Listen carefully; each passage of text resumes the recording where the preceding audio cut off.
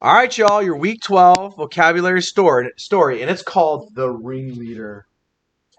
For the most part, Zoe was quiet and studious fourth grader. One day, her class had a terrible substitute teacher named Mrs. George.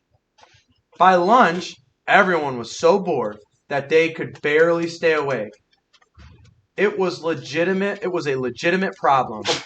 Zoe decided to be the ringleader and rescue her class from certain death by boredom. She decided that the class would create paper airplanes and throw them at Mrs. George when she turned her back to write on the board. To turn her plan into reality, Zoe started with the troublemakers. It was an easy job. They said yes straight away.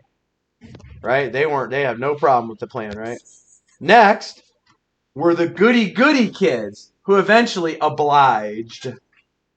Planes were being designed underneath the desks as Mrs. George rambled on and on. She was totally oblivious to the class. I'm curious how this is going to turn out.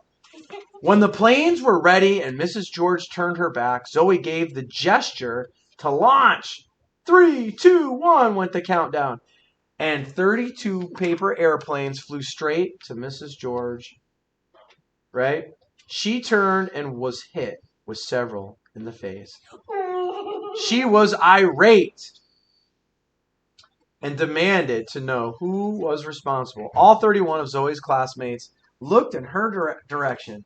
Mrs. George kept Zoe after school and took away her recess all week. But then she said something interesting. You are a leader, Zoe. I only hope you use your leadership for good. Right? Did you find any vocabulary words in there?